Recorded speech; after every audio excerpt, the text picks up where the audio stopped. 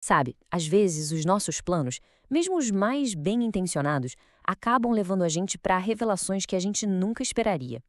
Hoje, a gente vai mergulhar no momento decisivo, o momento em que o desejo de um rei de construir uma casa para Deus recebeu uma resposta divina que, olha, mudou o curso da história para sempre.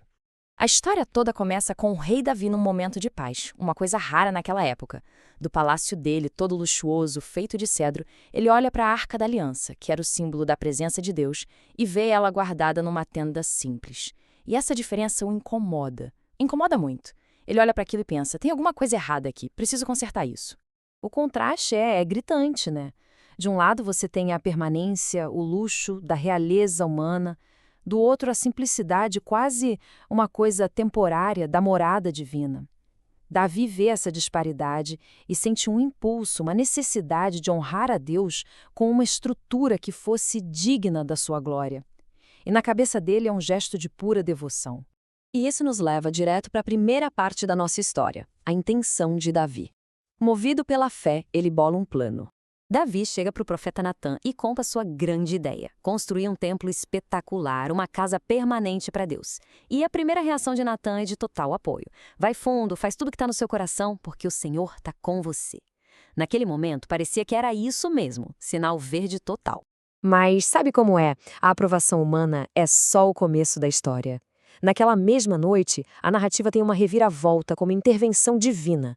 Uma resposta que ia virar o jogo completamente e desmontar as certezas de todo mundo. Deus fala com Natã e a primeira pergunta que ele manda para Davi vem carregada de intenção. Não é um pedido de informação, é uma provocação, uma pergunta retórica. Davi, você vai construir uma casa para mim? Essa ênfase no você e no mim já inverte a dinâmica de poder na hora. E aí Deus continua meio que lembrando Davi da jornada deles juntos. Olha, desde que eu tirei o Israel do Egito, eu nunca morei numa casa. Eu tenho andado com vocês numa tenda, num tabernáculo. A mensagem é clara. A presença de Deus nunca esteve presa a uma construção. Sempre foi móvel, relacional, sempre junto do seu povo. E fica aquela pergunta no ar: por acaso eu alguma vez pedi um palácio de cedro? E para não deixar nenhuma dúvida, Deus vira o espelho para o próprio Davi, lembrando ele de onde ele veio. Fui eu que te tirei do pasto e te fiz governante. Fui eu que te dei um nome importante. Fica bem claro quem constrói o que nessa relação. O homem não constrói para Deus. É Deus quem constrói através do homem. E essa reafirmação toda nos leva ao clímax dessa conversa, a grande reviravolta, onde o plano original de Davi não é só rejeitado, mas é substituído por uma coisa infinitamente maior. Certo, depois de toda essa preparação, depois de Deus mostrar que nunca precisou de uma casa e que ele é o verdadeiro construtor, qual é a resposta final para o grande projeto de Davi? A resposta é essa, simples assim, um não direto, definitivo. Davi não vai construir uma casa para Deus. Mas olha que incrível, esse não é um ponto final. É o começo de uma revelação impressionante. Logo depois da recusa, Deus diz a Davi: você não vai construir uma casa para mim, porque eu vou construir uma casa para você. E com essa única frase, a história toda se expande de uma forma inacreditável. E aqui está o pulo do gato de toda essa passagem. Davi e Deus estão usando a mesma palavra, casa, mas com significados completamente diferentes. Davi está pensando em arquitetura, num templo de pedra e madeira.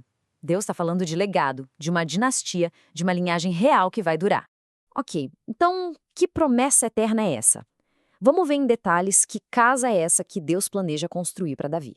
A promessa se desenrola em 4 partes, uma amarrada na outra. Primeiro, Deus garante que um descendente direto vai suceder Davi. Segundo, ele revela que vai ser esse herdeiro quem vai, de fato, construir o templo. Terceiro, e o mais impressionante de tudo, ele declara que o trono de Davi vai ser estabelecido para sempre. E por último, ele estabelece uma relação muito íntima de pai para filho com essa linhagem. Para sempre. Essa é a palavra que fica ecoando em toda a promessa. A casa, o reino, o trono de Davi não estão apenas seguros, eles estão firmados eternamente. O plano de Davi, por mais grandioso que fosse, era finito. A promessa de Deus é infinita.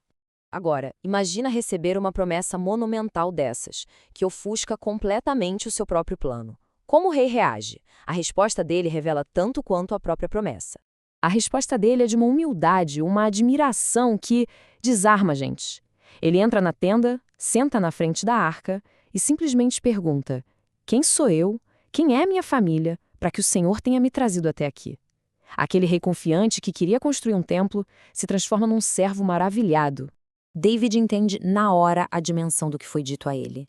Ele percebe que essa promessa vai muito além da vida dele, se estendendo para um futuro distante, muito além do que ele podia imaginar.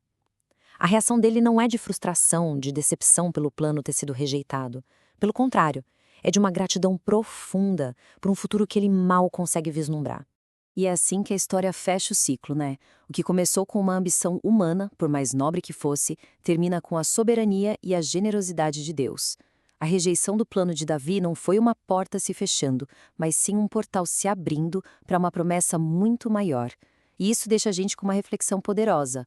Às vezes, o não de Deus não é uma negação, mas um jeito de redirecionar a gente para um sim muito mais extraordinário do que a gente jamais poderia ter imaginado.